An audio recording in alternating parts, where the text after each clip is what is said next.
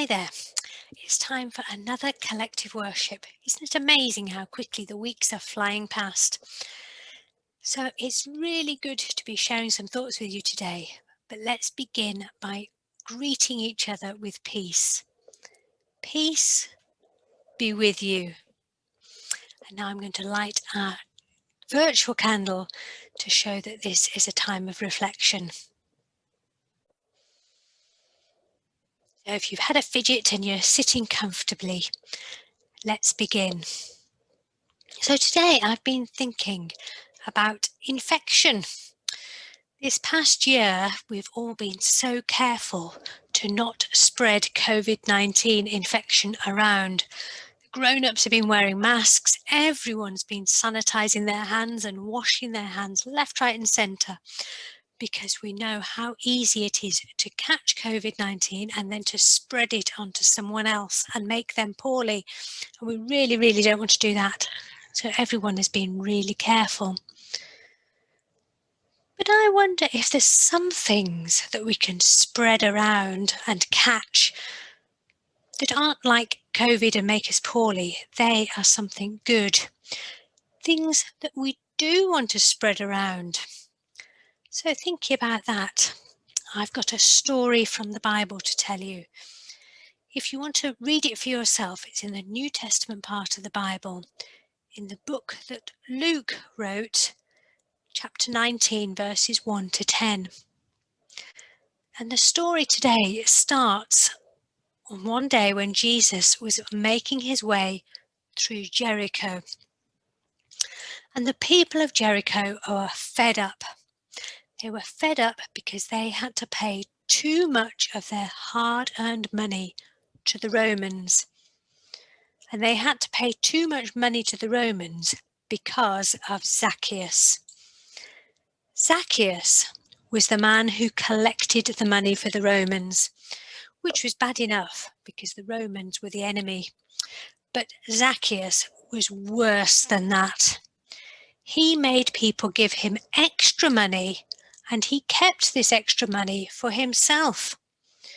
So Zacchaeus was very rich, but he didn't have any friends. No one liked him.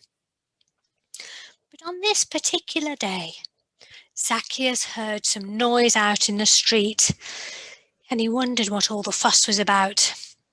He listened carefully and heard people shouting, "Jesus is coming! Jesus is coming to Jericho!" Zacchaeus had heard of Jesus and didn't want to miss out on the excitement. And he did really want to see Jesus. He'd heard of amazing things, and the things that Jesus had said sounded wonderful.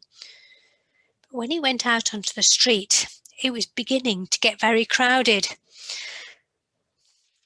tried to peer around the people, but there were too many getting in his way. He tried to jump up and down to see over their tops of their heads. But Zacchaeus was a short man, and he still couldn't see. But he really wanted to see Jesus. And then he had a good idea. He climbed up a sycamore fig tree. He felt a bit silly sitting in the tree. He hadn't done that for years. After all, he was an important man that worked for the Romans and had lots of money. But he did really, really want to see Jesus. So he didn't care what people thought. He watched the crowds and was really pleased with himself for getting a good view over the heads of all the other people. And there was Jesus coming now. There was Jesus stopping right beneath him. Oh no, there was Jesus looking up at him in the tree. "Zacchaeus, come down at once. I must spend the night at your house." Zacchaeus was so pleased. He hurried down the tree and welcomed Jesus into his house. Jesus and Zacchaeus talked and talked. But the people of Jericho were not pleased. "Jesus has gone to Zacchaeus' house," they muttered. "Zacchaeus is not a good person," they grumbled. "It's not fair," they moaned. "I wanted Jesus to visit my house, not spend time with that cheat." But Jesus and Zacchaeus talked and talked. And while they talked, Zacchaeus began to catch something.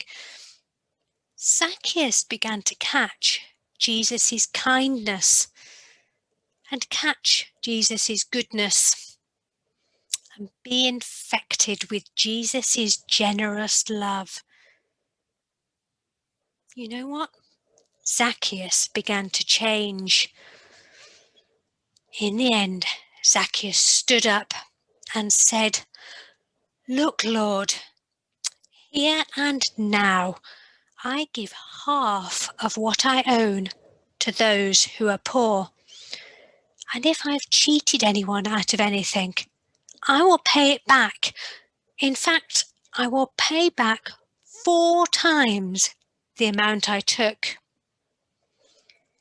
Zacchaeus certainly shared his money around that day. I wonder if anyone else in Zacchaeus caught kindness and goodness and generosity that day. And I wonder if anyone in school might be able to spread kindness and goodness around. It doesn't have to be an enormous thing like Zacchaeus did. It can be something very small.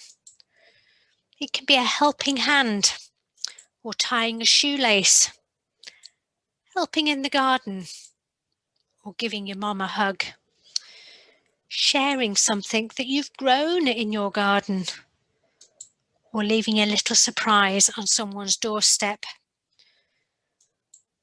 Many people during the pandemic have been working really hard to help others and be kind. Some grown-ups have been delivering food parcels to those in need. And some cafes and restaurants have a scheme to pay for a coffee for a stranger or a meal for a stranger when you're buying your own cup of coffee. Spreading generosity and kindness around.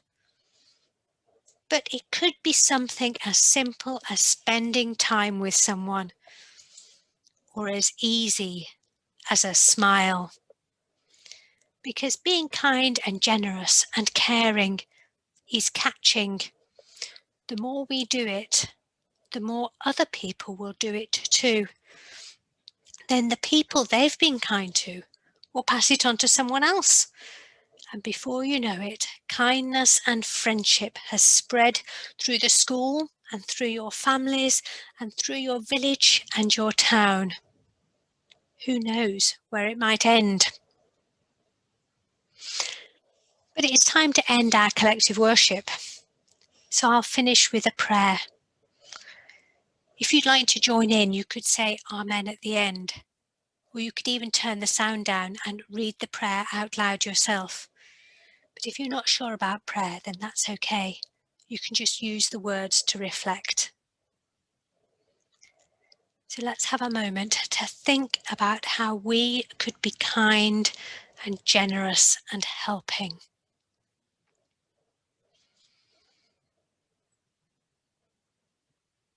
Loving God, thank you for families, friends and neighbours. Thank you for kindness. Help us to catch kindness and pass it on to others.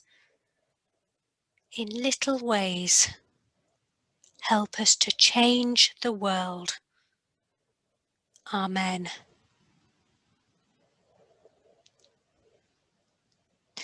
Thank you for listening. Goodbye.